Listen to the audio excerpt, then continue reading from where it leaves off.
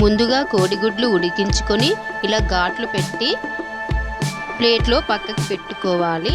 తర్వాత ప్యాన్ పెట్టి ప్యాన్లో కొంచెం ఆయిల్ వేసి కొంచెం పసుపు వేసి ఎగ్స్ వేసుకొని ఫ్రై చేసుకోవాలి. నేను చేసే విధంగా చేయండి. కర్రీ అయితే సూపర్గా ఉంటుంది. బ్రౌన్ కలర్ వచ్చే వరకు ఫ్రై చేసుకోవాలి. ఎగ్స్ ఇలా ఫ్రై చేసుకుంటే టేస్ట్ చాలా బాగుంటుంది. తిన్నా కొద్దీ తినాలనిపిస్తాయి. ఎగ్స్ అంత బాగుంటాయి. ఇప్పుడు కొంచెం కారం కొంచెం ఉప్పు వేసి కలుపుకుందాం. ఈ విధంగా ఎగ్స్ రెడీ అయ్యాయి.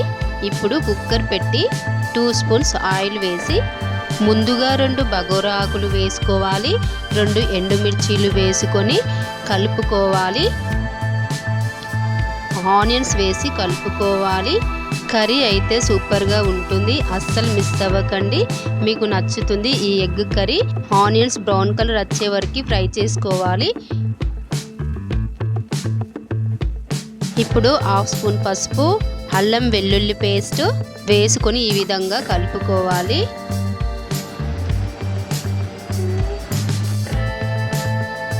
ఇప్పుడు కట్ చేసి పెట్టుకున్న టమాటాలు వేసుకొని కలుపుకోవాలి. ఈ విధంగా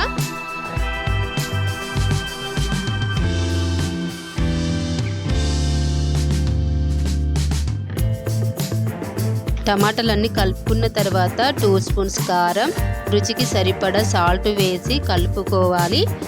ఇలా 1 గ్లాస్ వాటర్ పోసుకొని కలుపుకోవాలి. ఈ విధంగా చాలా ఈజీ అండి చేయడానికి కర్రీ అయితే. ఇప్పుడు 3 విజిల్లు పెట్టుకుందాం. టమాటాలన్నీ మెత్తగా ఉడికిపోతాయి. ఇలా కుక్కర్ పెట్టి ఉడికించుకోవాలి 3 విజిల్ల వరకు. ఇప్పుడు కుక్కర్ దిద్దాం మూత. చూడండి ఎంత బాగా ఉడికినాయో టమాటాలు. చాలా ఈజీ అండి. కర్రీ అయితే సూపర్గా ఉంటుంది. టేస్ట్ కూడా చాలా బాగుంటుంది. చపాతీలోకి దోశలోకి బిర్యానీ రైస్లోకి చాలా బాగుంటుందండి ఈ కర్రీ అయితే. ఇప్పుడు ఎగ్స్ వేసుకుందాం. ఎగ్స్ వేసి కలుపుకోవాలి.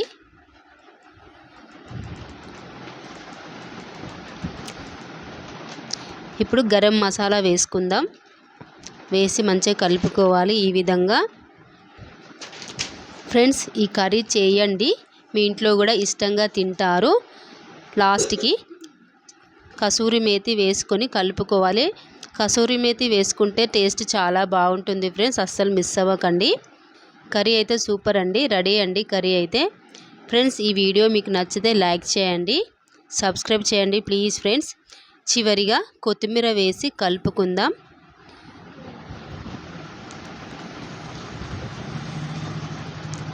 ఒక్కసారి ట్రై చేయండి ఫ్రెండ్స్. మీరే చెప్తారు. అప్పుడే లైక్ చేయండి. రెడీ అండి.